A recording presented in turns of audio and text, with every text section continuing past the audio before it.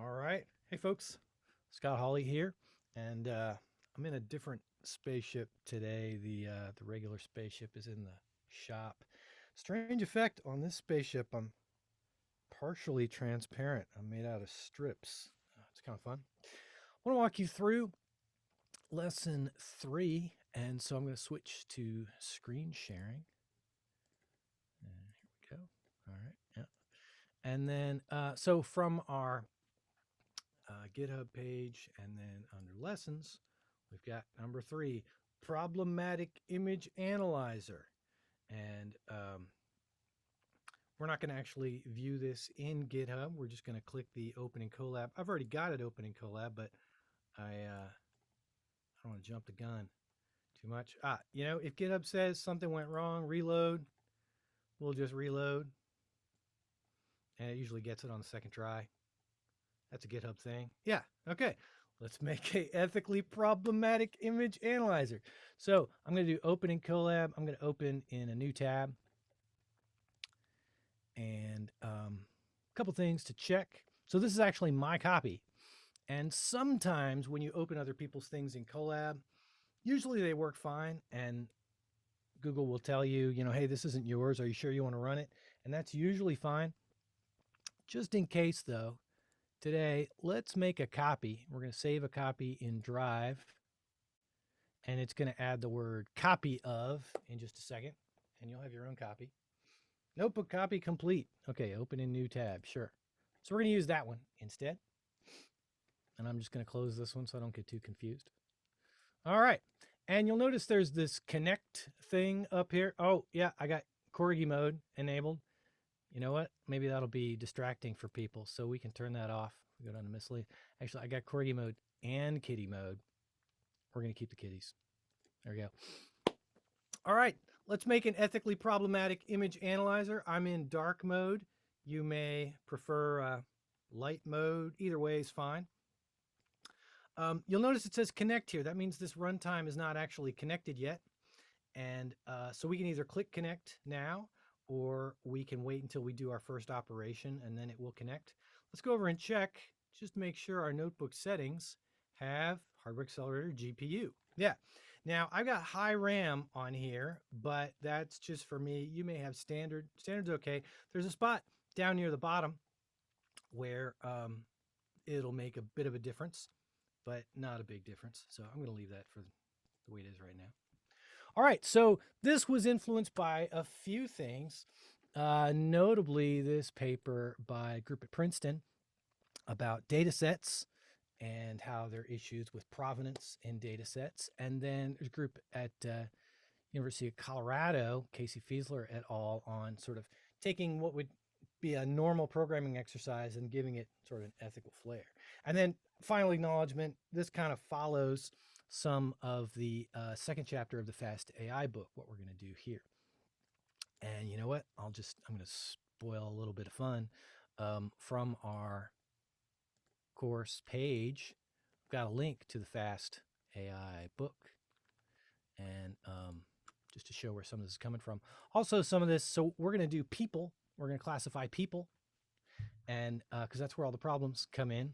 But if you want to do something more fun like bears, Fast book number 2 production does bears. And I kind of follow that in a blog post. I'll put a link down below where I go through some of the things that we're doing here. And some of what we're going to present in today's lesson comes from, it's kind of an amalgamation of some of my blog posts from earlier where I developed this triangle plot visualization. But you can check those out if you want more information. All right, so I'm not going to read you everything that's in here. A lot of this writing kind of stands on its own. Here's a spot where we're going to embed the video.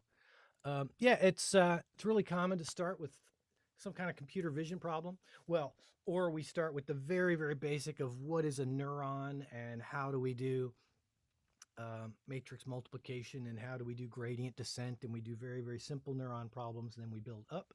We're going to come back in a week or two and build up from the ground up. But for now, we're going to do kind of a top-down view of a computer vision application. And so I wrote analyzer because we're going to make a classifier, but there are other sorts of systems that we could build instead. So when we make our first run, we can either press connect right now, or we could do our first install. So it says it's connecting, and then, yeah, so we'll just run these, right? And this is where, by the time you see this, the video is going to be there. So I'm going to do, you can either come over and press the play button, or, which is the run button, or you could go up if you wanted to. You could do like run all, but and we'll get ahead of ourselves. Let's do one at a time. I pressed some extra key when I did that. So we're just going to install, we're going to make sure Fast AI is in there, and then my library, mrspuff. And this grep-v already satisfied, that's just so that there's not so much output. Normally, if I took those out, there'd be lots and lots of extra lines where it says this is satisfied and this is satisfied. And grep-v just means omit all the lines that contain that string. That's just a Unix thing. All right, so we're installed. Let's see if we can, oh, we got a little typo. Fix that. So we're just going to import stuff that we need. I might need to re-upload the GitHub version of this thing. And so we've imported what we needed. And let's just check and see what kind of GPU we got. So we got a Tesla P100. Here's the part where it tells you. You might be seeing Tesla T4, which is slower, but still good, especially if you're a free user. Lots of other information about what Google's given us, but this is the most interesting part to me. Just want to check that. Sometimes you get a V100, which is, that's the money, but it's kind of like a white stag. It's rather rare. All right, so question is, well, what kind of app do we want to build? And since this is an ethics example, rather than doing dogs and cats or pets or bears or flowers, we're going to take a cue from Casey Fiesler et al. And we're going to do images of people, right? And so what about something that uses your face?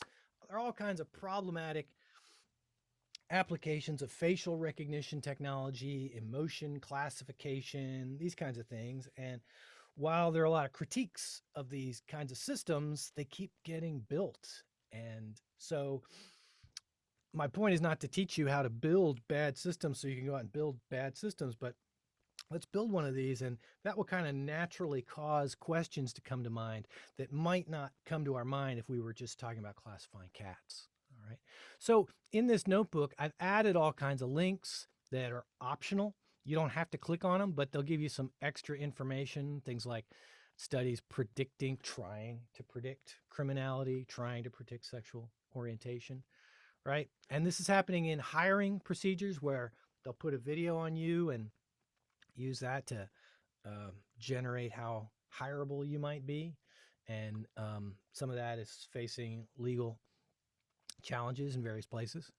So, well, earlier, actually, I had a different idea, which was we were going to make an app that decided how cool you were. And it was going to be an AI bouncer app where the AI bouncer looks at you and decides whether you're cool enough to get into the club. And we were going to use the Celeb A data set. And I worked on that for a little while. But I kind of like this idea even better because it's more apropos to what we're doing in this course. Namely, are you being a good student? And so the theory behind this, we're not actually going to build this, but the theory behind this is, since this is an online course, we can have the camera pointed at you and a system that's constantly classifying whether you're being a good student. Or we could just as easily classify whether you're cheating or not, right? For an online, like an online test proctoring system. And rather than having human beings look at you and stare at you and decide whether you're cheating or not, there could just be an AI that says everything's okay, and then suddenly you reach for a Coke and it sounds the alarm and tells everybody that you're cheating. Right. So we're going to do, are you being a good student? And actually, this is pretty well based in fact. I've given some links to some examples of surveillance technology, automated surveillance for classroom monitoring. And when I was at AI Ed in London a few years ago, yeah, there was some really, let's call it interesting work being done by a variety of people in China for automating this kind of thing. And they weren't just monitoring the students, they're also monitoring the teachers. And I mentioned down here, actually, for online education, there have been a number of firms for individualized English instruction for students in China to get hooked up with instructors, for example, in America. And those live streams are monitored. They're monitored both by human beings and by automated systems. And actually, during the summer, some of those, actually, a number of those firms shut down. And I didn't include a link to the news on that, but I could try to find one and add it back in. All right.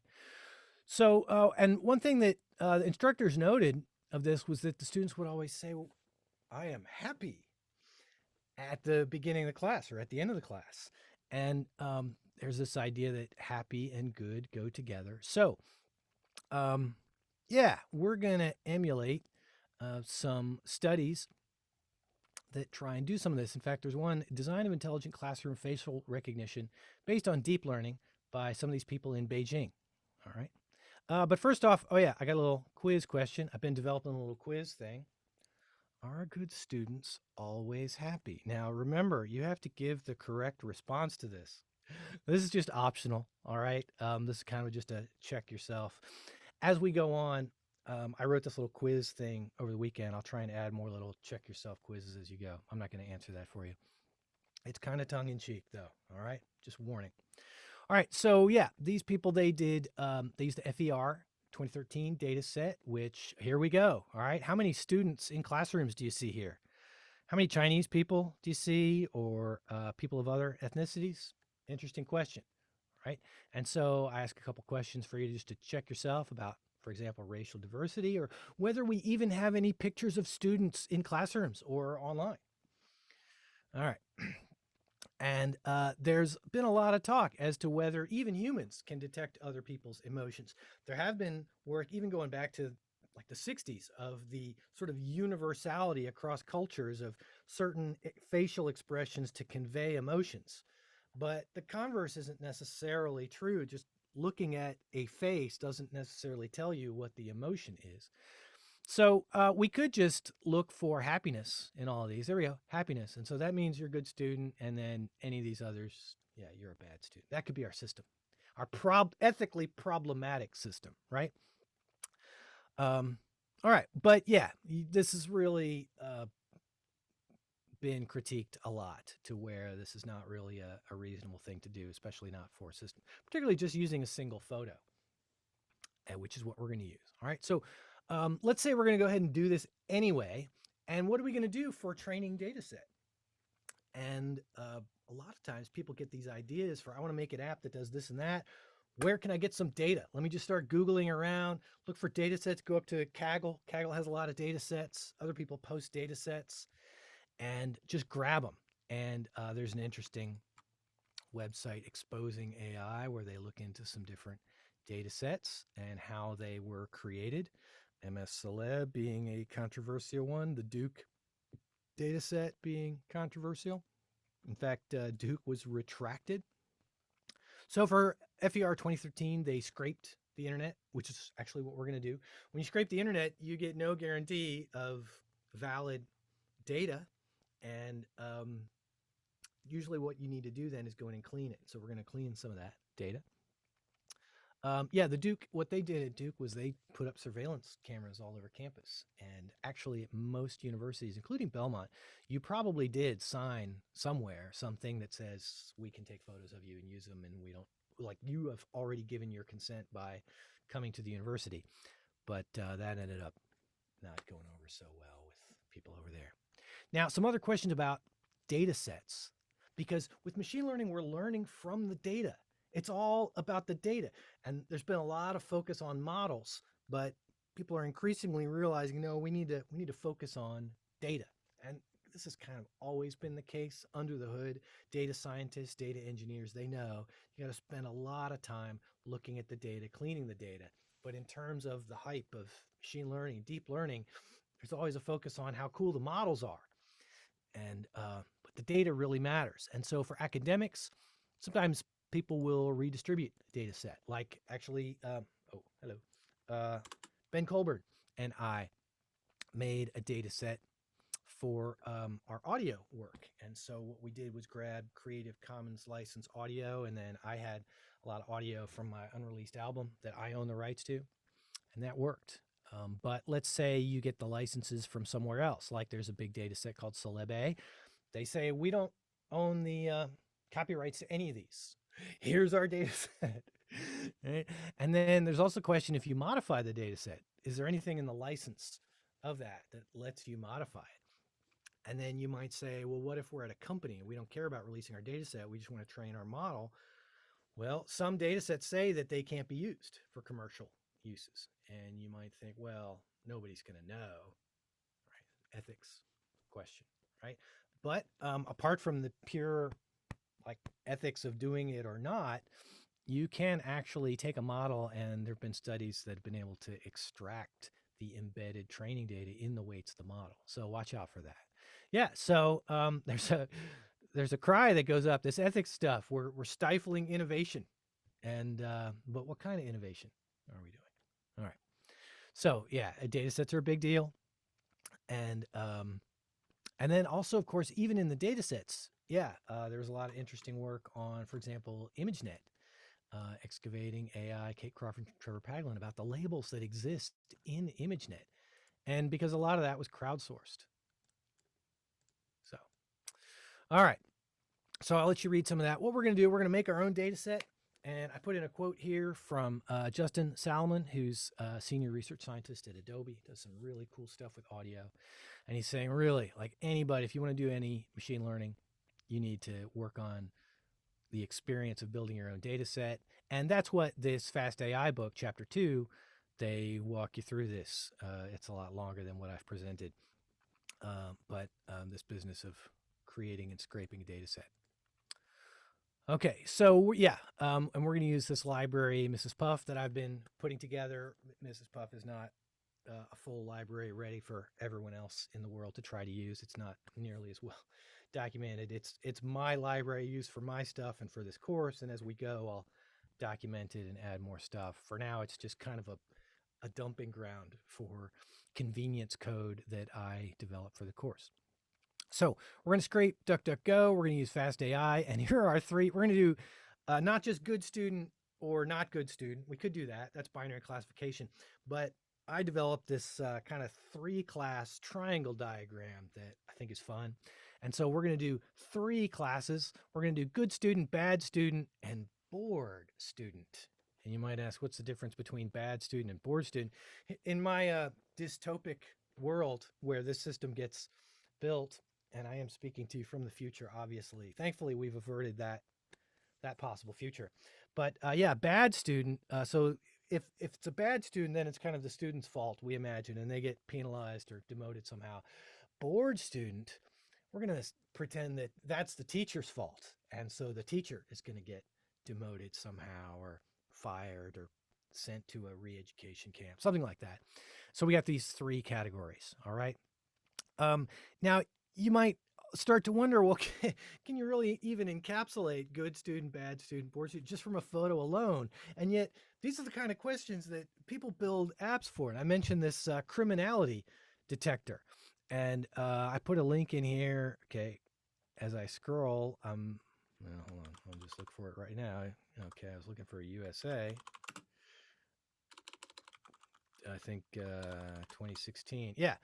So there is up above the FER I mentioned. So back in 2016, there were some people in China that were going to predict criminality based on your photo. And you'd think, oh, well, that's just China. They do these things. But actually, there were some people from Harrisburg University in the U.S. that just tried to do this last year and got a lot of critique on that.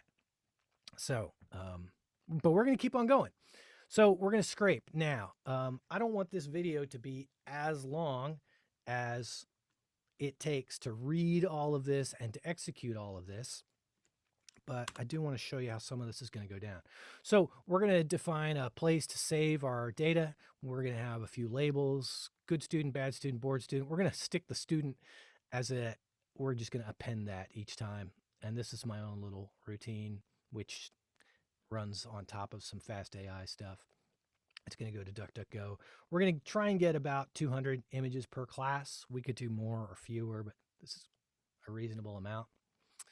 And so, yeah, good student, bad student, bored student. Now we're going to take a look at this data in just a second and see what we got.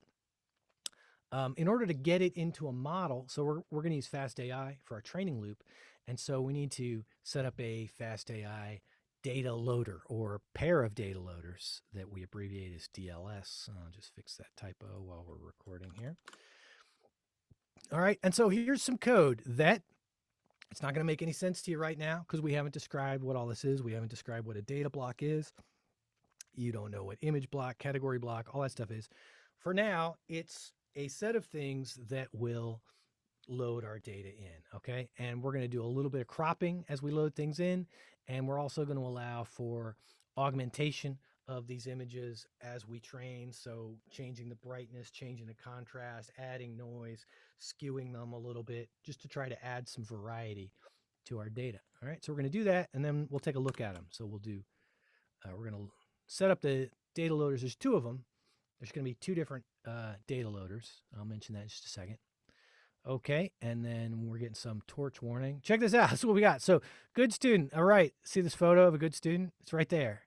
Yeah, I noticed this when I was setting this up. There are a lot of images of, quote, good student that are just like cartoons or slides. And then there are also a number of them. Actually, I recognize this image from before. This is a dual image. On one side, it says good student, and on the other side, it says bad student. And so we're going to need to clean that as well. But you'll notice under board student, the board student ones are pretty consistent. Like usually touching your head with your hand shows up a lot for board student.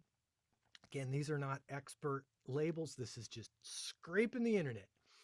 A lot of cartoons and then things that are just not photos at all. And so this would be useless if we wanted to try to have a classroom monitoring system. So for now, we're going to go ahead with this as is, and then we'll come back and we'll clean the data. And by the way, this show batch thing, we can run it again and again, and we'll see other images. Yeah, okay. So yeah, a number of these are going to have to be cleaned. This is a nightmare. All right. Yeah, so as I say here, you're probably also noticing that maybe the task we're trying to perform isn't even really a meaningful one. But we're going to pursue this with great optimism, okay? And so we could start cleaning immediately, but we're going to actually train the model and then use the model to kind of tell us what's going on.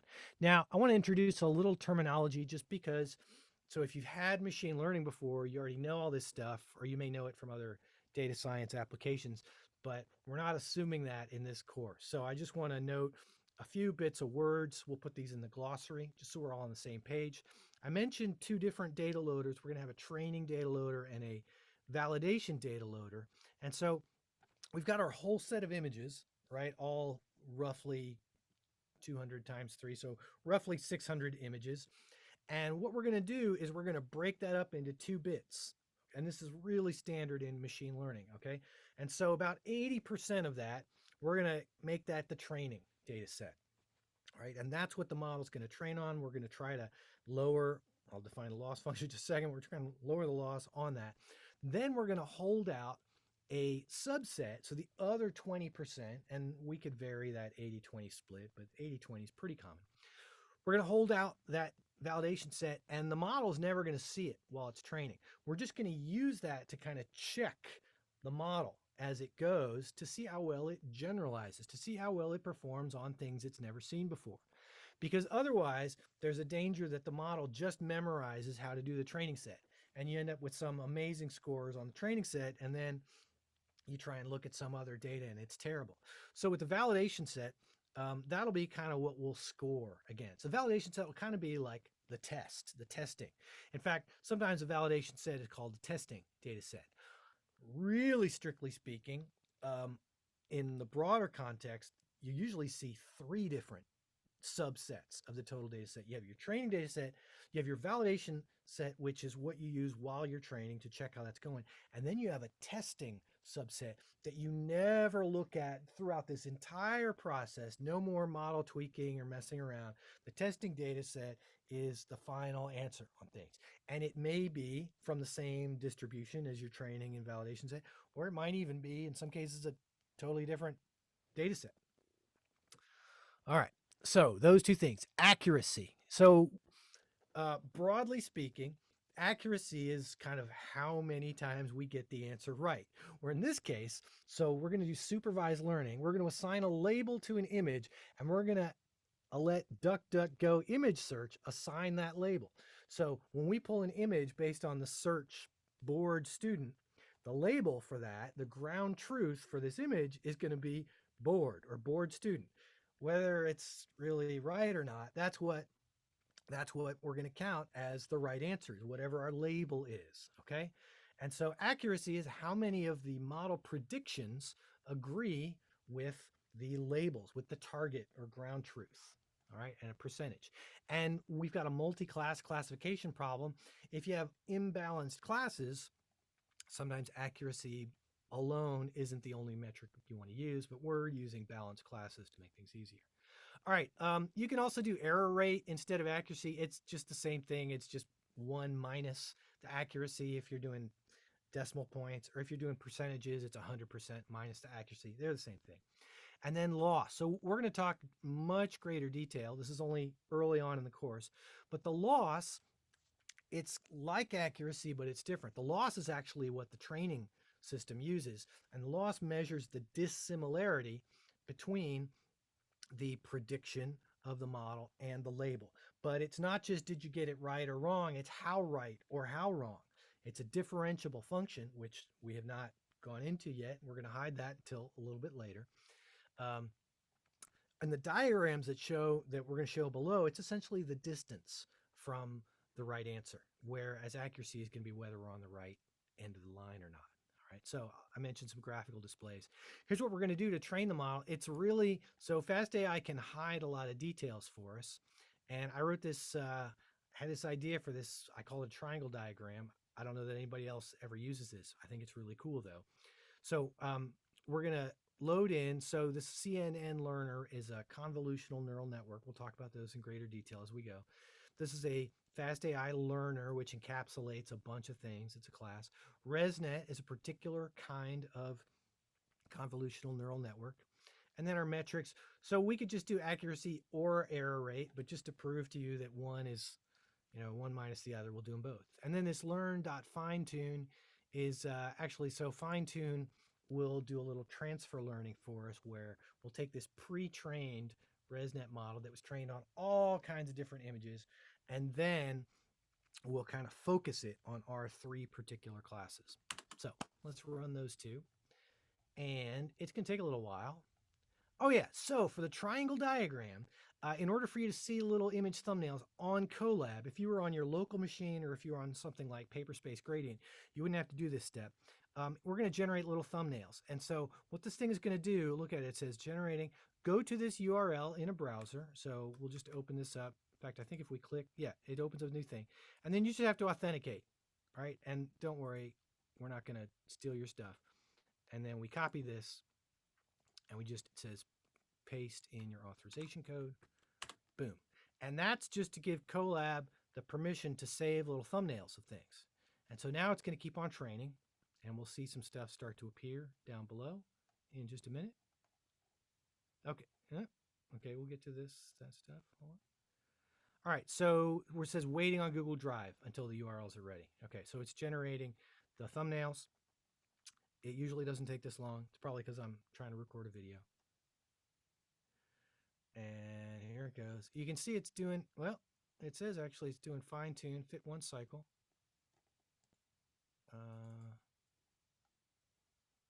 Okay.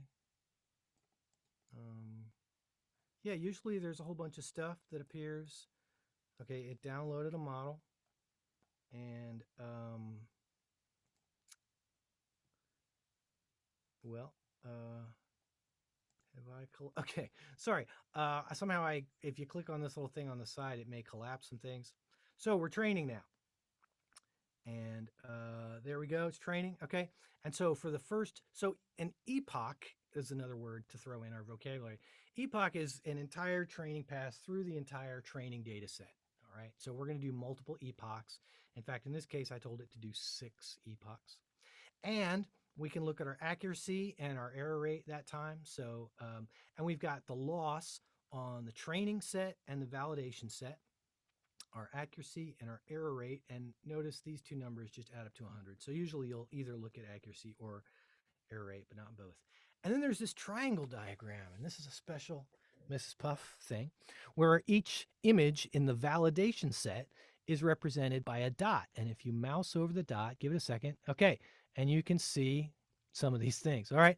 And so it shows you the image for that dot, and it shows you the label. So that one is good, and they're all colored blue. And ideally, the essence of goodness is up on the top of this diagram in this triangle point up here. Yeah, we're going to have to go back and edit these things. Board images are going to get mapped down to this corner. And if you want to learn more about the details of how this mapping goes, you can check the blog post that I mentioned, and or we can talk about it some more. Yeah, so a lot of board. Board is pretty distinctive, I find. Everybody's like that. And then we've got the bad students, and they're in red dots, ostensibly bad students. And some of these are more useful than others. And we're going to need to go back and edit all of this. Again, this is ethically problematic because how am I to judge a good or a bad student based on a single photo? Yeah, a number of these are not even photos of people. We're going to have to delete all this stuff. All right, but as this thing trains, the model tries to learn to do what you're asking it to do, namely to sort these images. And so starts off as a bit of a jumble. And then as we go through the epochs, we scroll down, generally the blue points start to kind of move more up, and the red points tend to move kind of more down and to the left, and the green points tend to cluster down and to the right, with some caveats. Now, this is messy because the data is messy. And if you want clean data, you can download a cleaned data set or make your own, right? So yeah, we've noticed that we've got generally a lot of our board students, they look kind of bored. Yeah, they look bored. All right. So these boundary lines here, this is kind of the boundary between whether, so our prediction is actually somewhere in this space. And then which of these sort of three zones we're in is kind of whether we're predicting good or bored or bad for a given point. So the color is based on the label. All right. So this is kind of a graphical version of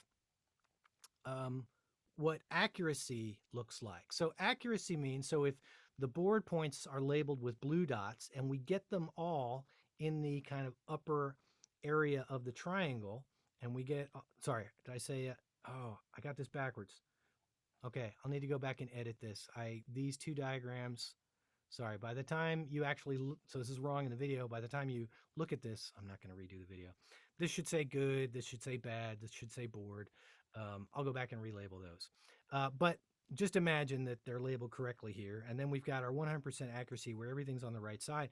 If we move things across the line, just on the other side of the line, so I just move things, the blues down and the reds up and to the right and the greens. So now they're on the wrong side of the line. So our accuracy drops from 100% to 0. But the loss for these two sets of data is almost identical because the loss function is a continuous function, and it's essentially a measure of the distance from the point to, from the data point to the pole of the label point. All right. And the specifics of that distance we can get into. It's a function of like what kind of loss we're using.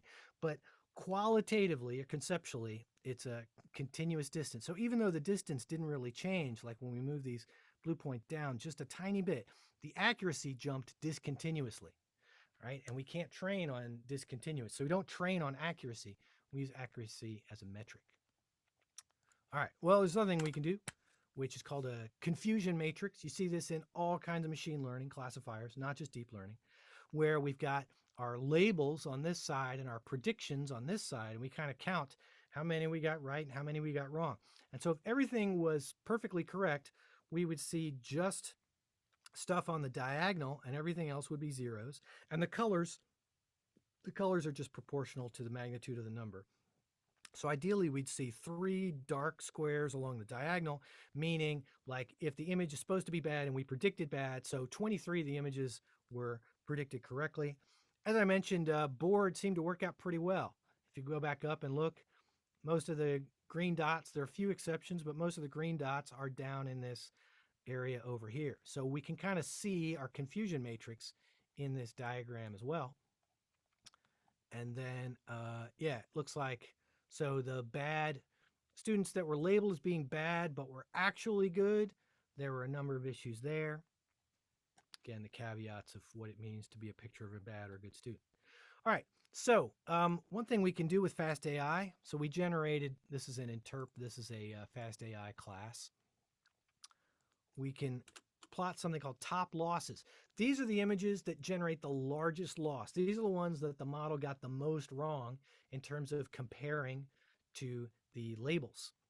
And so, so for example, so it says prediction slash actual slash loss slash probability. And you can see we got these cartoons in here, which, okay, we could let our classifier classify cartoons, but we're going to delete those. But here's somebody who's supposedly, according to our scrape, good student. All right, but they're classified as bored. I think they look bored. So I think this probably is correct. We might go back and edit this and actually change the label. Bad, good. Okay. Good student, bad student. Some of these just don't even really apply. And that's another thing you'll notice. Is like, what does it mean to call this person a bad student? It's the great thing about this example. Good student, but the prediction, so the label says good student, but the prediction was bored. Look at that. There's a palm touching the head. That's an indicator. Not that the model has picked up on that yet. That's just something I picked up on by looking at these images. And then cartoons, bad, good student. This bad student, but it says they're bored. Yeah, whatever. All right. So cleaning the data set is another thing that you really want to do. And people at Fast AI know that this is really important. And this is built into the Chapter 2 production example. They built this little thing called Image Classifier Cleaner. And this is really fun. So check this out. So we're going to run this cell. I just used Shift Run. And it's going to generate. And I need to double check on this. I think it's probably ordered by top losses. My hope is that it presents you with the top loss images first, but we'll see. So it's generating, and it's running a little slower than before. And then sometimes after it runs, okay, it looks like nothing happened. Just wait a second. This is an HTML thing. It takes a minute for the JavaScript and the HTML and stuff to catch up. And in a minute, we'll see a bunch of pictures. Yeah, okay, there they are. They're pictures. So this is for the category of bad student, and this is showing the training data set. So all the images in the training data set that have the bad label. And so what we want to do is go in and clean this up so that the model can learn something consistent, and so that it can see the examples we want. We can also, so separate is the validation set, which is abbreviated as valid. We click on that. Wait a second. Yeah, okay, so this is a validation set. And so editing this, we've got for under each image, they've provided this nice little GUI where by default we keep the image, but then we can delete. Yeah, okay, so it's kind of funny. There are some, yeah, bad student in the sense of naughty. Yeah, just get used to it. When you scrape the internet, you get all kinds of stuff. But we see, for example, a lot of cartoons. And so I'm just going to arbitrarily say, let's say no cartoons. So we're going to go in and delete. I kind of like that one actually, but we're just going to delete a bunch of things. This doesn't actually do the deletion. It just makes a record. We'll leave that guy in. We'll make a record of what we want to delete. This doesn't have anything to do with anything. Yeah, I don't know that this is really a bad student, but if a good student is a happy student, the student doesn't look happy. So yeah, we're going to have to, I'm not sure how this one applies. So I'm just going to go ahead and delete that one as well. We're going to delete a bunch of them. And then we'll see also if there are any that are mislabeled where we want to change the label to something else where it says bad but good. Yeah. Now, I noticed for this particular type of example, like if we were just searching for bears, we probably wouldn't see a lot of like grizzly bear versus brown bear images. But this particular example, for whatever reason, turns up tons of good student versus bad student where they're both in the same image. And I don't know what's bad about posting with a peace sign. We're just going to delete, right? And so delete, delete, delete. When in doubt, delete. Yeah, here's another one. Good versus bad. I had not thought of that. when I thought up this, and I don't know what's up with the cookies. So we're going to delete that. All right. So now what I kind of like to do just to make sure that nothing gets forgotten is run the next line right away. I think you could probably do all your editing and click around and it would remember everything. But just to be on the safe side. So there's no button that says execute right now. I'm thinking about maybe adding an execute button. But for now, here's the code that they provide in FastAI. So this cleaner thing, what it did was it actually saved a list of all the indices of things that you decided you wanted to either delete or change, and it remembered everything you did. And so so unlink is like deletes the file, and change moves it. And this actually happens on the quote unquote disk on Google. So we're going to run this, but then when we run that, we actually need to reload it into our data loader. And so I added some of that stuff to do that. I just called our little setup DLS routine. Now, actually, when this happens, it's going to shuffle what was training and what was validation each time. There's probably a way to force it so that that doesn't happen, but for now it's doing that. Okay, and then I just put in this little thing to check how many files, because we're going to delete a bunch of things. And we started off with roughly, I don't know, 600 or 570 or something. So all this does, this is just a little bit of Unix where I put this bang in here. ls, tells you what's in the directory. -1 means put it all as one file. Look at everything that's in all the directories of scraped images, and then pipe it into, so WC just counts the number of lines. In fact, -L is lines. So this line is just saying, list off all the image files in scraped images and count how many files are listed. So we'll run all that. Okay, so after deleting all those things, there's 530. And then if we go back up here and rerun this, so our learner, so we connected this new DLS, we connected that back to the learner, and we see a new set, but it won't have the stuff that we just deleted. And so progressively, we can go through and edit again and again. Now, I mentioned, I think ideally you can do all your edits once and run this thing once, and it shouldn't forget anything. But I just want to be extra careful. You may have different, your mileage might be different. I have this max N. It's trying to show 60 images at a time. The default is 30, and that may be why this runs a little slower. I just like to see as many images as possible. So this is still our training data set. Yeah, okay, so different kind of bad student than what we might need.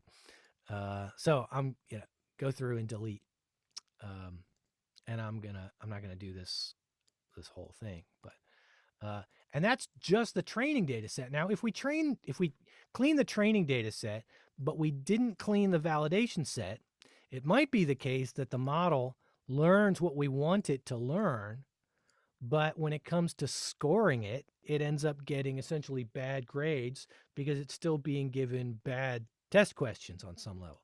So we want to clean both of these. Yeah, okay. That's the internet for you. Let's see if we can find an example of somebody who's maybe labeled as bad that's more bored. Yeah, I don't know what this is. And you may be thinking to yourself, wow, this is just not a good app example. It's difficult, and doing things with people and labeling people and making an app that's going to kind of stand in for decisions about people.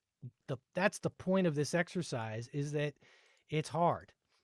And even if you could get a system that performs well, it might be hard, but performs well in the sense of always gets the answer you think it should get. But then that too has further implications. All right, we'll do that. Tell you what, let's take a look at the validation set. I'm going to trust that maybe this thing will remember. And let's take a look at good student. Give it a second. It's blank for a second, and then I've just noticed that it runs a little slow. Okay, so we can do good student and give it a second, and it'll change. Yeah, okay. And what I've noticed in particular in the case of good student is you get a lot of like PowerPoint slides that are not photos at all, or you get these things that it just has to load this. I'm going to say delete. Oh yeah, and it turns out apparently there was also a movie called The Good Student, and so it turns up a bunch of media from that. So this looks like actually somebody encouraging someone else. And so we'll leave that in. We'll delete. If we leave stuff like this in, it's going to confuse the model, or it might give it a bad score. So this is kind of an extreme example of an unclean data set, but even the app that you might want to build will have some aspect of data cleaning you'll need to use. And this is not the only tool out there for data cleaning. This is just kind of built into Fast AI. Yeah, we're starting to see some of these like PowerPoint slides. And even though smiling students are good students, by definition, we're going to delete all that. Okay. So you get the idea, right? And we can also, so actually you've seen me doing delete. There's also, we can relabel it. So these are labeled as good, but we could, for example, relabel it as bored or something like that. And so we'll run this again. And I'll tell you what, I'm going to stop there. But part of the exercise for you all is to try and keep doing this. So normally what you do, the great thing about, or well, one really cool thing about Jupyter Notebooks is you can just scroll back up and rerun, like right here. You can just scroll up and boom, execute that, watch it. What I'm doing for this exercise is I'm going to leave that up there just so that, so here are the results we got when we didn't clean. Looks like we got up to 72%. And now that we have cleaned, I'm going to rerun the exact same thing. We're going to start. Only thing is, I should put this in there. It's not currently in here. We're going to start from a different random seed, a different random initialization of the model. It's possible that that random seed could lead us, even though we have a better data set, to score worse. So probably what I'll do is add a random seed for later use. So we move some stuff around. It's going to regenerate some thumbnails. It doesn't always have to do that, but it doesn't need a password because we already gave it a password. And so it's going to run that. And the question is, are we going to score any higher? That's part of the reason also why, instead of starting with like 100 examples each for each of the classes, because after you start deleting a bunch of them, let's say you only end up with 50 examples each, which is okay. And then you look at, well, 20% of that is like 10 images per class. And so we would see a total of 30 dots in our triangle diagram, which is not exactly what I wanted. All right, so here's our new plot, and we got a bunch of bored students. We got good students up there. Yeah, all right, and let's see how we score. It's a feature of, I wrote this Fast AI callback myself, and so it kind of interleaves some of this information. It calls it once with the model completely frozen. That's why you see one line and one picture, and then we'll talk about freezing and unfreezing. Essentially, this only allows the very last layers of the deep learning model to train the first time. And then all these other ones, it's training the entire model. And so looks like, yeah, check this out. So actually, we're not scoring as high as we did before, even though we cleaned the data set. So this time we only scored 64%. And that's because we started from a different random seed. And so if we were to run this all over again, if this is going to be a YouTube video, you can speed this up and speed through this part.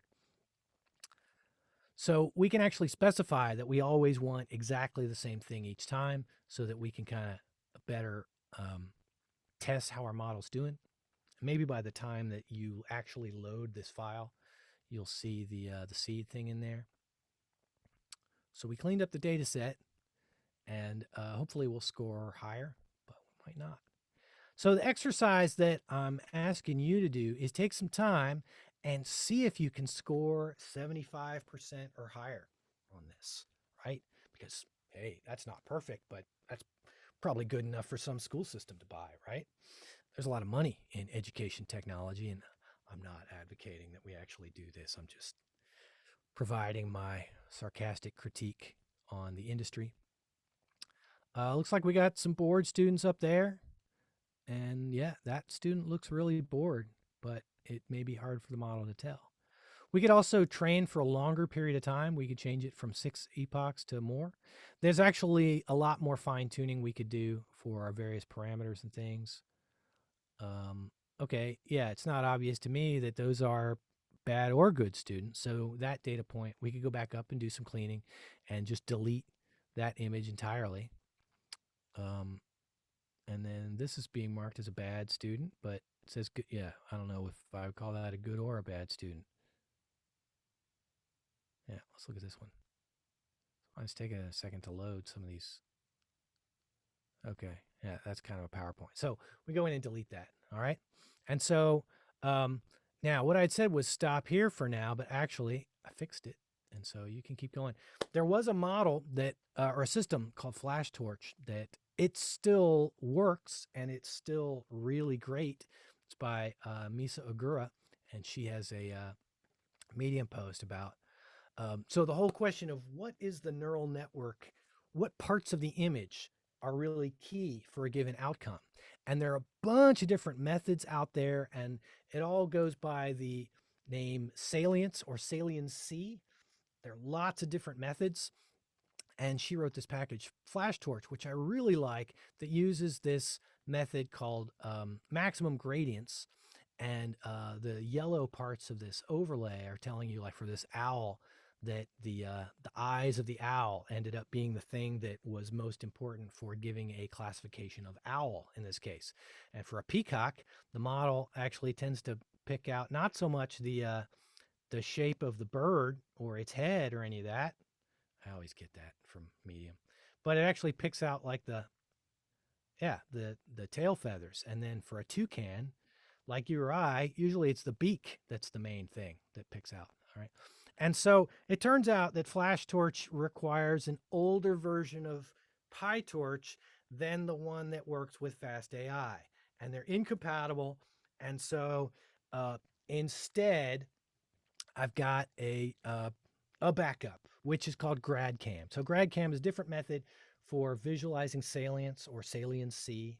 And it makes these kind of colored blobs of what was activating the most in the image. So we're just gonna, there are a few different implementations of GradCam, and I'm gonna grab this one by Vicky Lim, I think is her name, PyTorch GradCam. So we just installed this, and now we're gonna run. So let's say what happens. We're gonna grab an image for board, and actually in FastAI from our data loader, the data loader has so there's the validation set, which is dls.valid, and there's the training set, dls.train, and then the images are called items. And actually, these are not the images themselves. These are just the file names. So I'm just going to grab, let's say, so number 5 in our list of valid data set that has the word board in the file name, okay? Because we saved all these and they had board in there. So we're going to, image path is just going to be the name of this file. In fact, we're going to print it out. Here, check it out. Okay, so this says a board student, and this is the name of that file: scraped images /board student, girl portrait, beautiful teen holding above head, blah, deep learning. All right, and actually our model, I went ahead and had it predict. So the learner is includes the model predict, and we predicted on that image, and the prediction was actually a few things. It predicted, so it really predicted 3 numbers, which is the probability of each outcome, which was good or bad or bored. And it looks like it picked out, okay, so these must have gotten reordered somehow up there, but it's predicting bad in this case. All right, so what was the most important part of that? So we're just going to run, this is some of honestly, this is some stuff that I wrote last night after looking through the PyTorch GradCam examples. This is specific to that particular package. It's not the general sort of stuff that I want you to learn in this class. So don't worry about if this is a little confusing or cryptic, because it was a little confusing and cryptic to me, and I'm just glad I got it working. But the point is that, but to be honest, all I did was just follow the example on the PyTorch GradCam site. So the most important part for this outcome was something up here. It keyed in to what's going on right there as the thing determining the outcome, which you'll notice isn't necessarily conclusive. And it turns out that for deep neural networks, the interpretability of why the model made a particular prediction is still a very open question. And salience or saliency is a very big area of research, and there are a lot of different methods. And so, for example, there's another package for interpretability. There's a package called Captum, and it has a bunch of different methods that you can pull from. And so I did that as well. And actually, so yeah, I don't really want you to worry about what the code is. We're going to use this method called integrated gradients. And I'm just going to press the run button there. You can press show code if you want to see the code. It's going to download and install Captain for us. And then, yeah, a couple warning messages, but okay. And so what this is showing is like, these are all the spots that were somehow important. And again, it's not obvious what that is. All right. So sometimes it can be pretty clear. This is why I really liked Misa Ogura's package because not only was it super easy to use, but usually the answers from the max gradients really, I felt like they matched a lot with what humans would tend to do. So I'm going to keep working on that. There's actually a GitHub issue that we filed on this, and it's because they changed something in PyTorch that broke FlashTorch. So we'll come back to that. All right. There's one other method that we could do, which is called a noise tunnel, and it's part of this Captain package, and it's probably going to give you an error, but I've got the high RAM thing running right now. So we're going to run that. And maybe I've got, even the high RAM. So the high RAM only means you only get 16 or 15 gigs of CUDA RAM. And so it didn't work for me. It's probably not going to work for you. What the noise tunnel thing does was just add some noise to the input image and runs it multiple times and then kind of averages the results.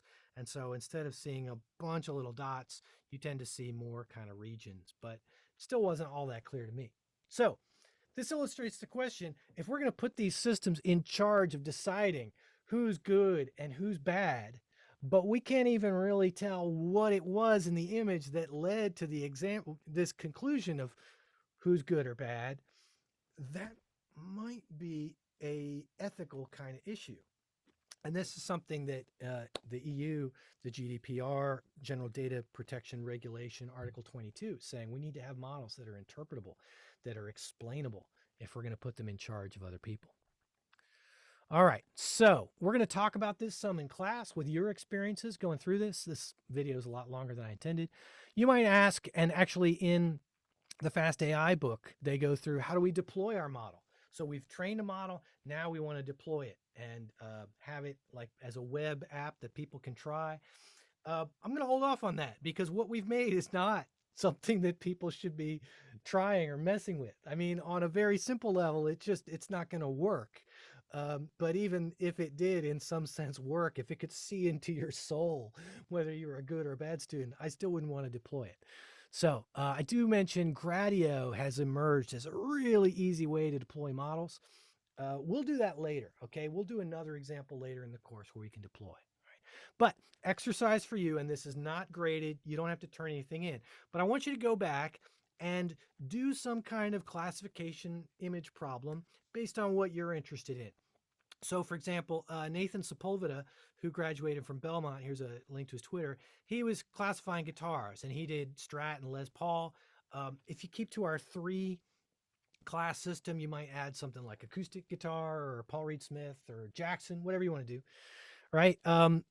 Other kinds of things. Now, you don't have to do 3 classes. You could do 2 classes. You could do 4 classes. And yeah, if you do 4 classes, the triangle diagram will automatically, instead of triangles, it'll turn to a 3D tetrahedron. The downside with the 3D tetrahedron is because of reasons you can't mouse over the dots and see what it's a picture of anymore. So I'm going to let you mess with that on your own. All right. And then one other thing I mentioned in this afterward representation. So many data sets have traditionally been kind of, white faces in the US or Europeans. And even within those populations, that isn't necessarily representative of the demographics. But especially if you want to deploy your model across the world in Africa or India or some other place, you might have interest in more representation. So there was this paper where these people made this data set called Fairface, where they've now equally apportioned things, which Okay, in the US, this is not the way things are laid out. In the US, it's actually about 60% white, but none of these models have that. These are all equal. And so it doesn't have a lot of annotations in it. Like when I wanted to use it in conjunction with the Celeb A data set for the AI bouncer, it didn't have the kind of labels that I wanted. It just had labels of like, what ethnicity is this person? And so my thoughts on this, and you can read this of how they made it. I think it's probably best used for testing data, but I don't think it has all the labels that we might want for training data. So you might like um, predict pictures from Fairface and then see what the predictions end up being. Okay. One other thing I noticed that, yeah, we can do something similar with audio and, in fact, gunshot detection, urban sound classification. Should the police be automatically notified if this robot microphone thinks it hears a gunshot? This is another fun area to talk about. All right. Well, I've now walked you through this whole thing, and feel free to look faster or slower on this. Let me know if you run into problems, and I'm going to stop this video, upload to YouTube, and then I'll paste it in there. And we're going to stop recording now. Thanks.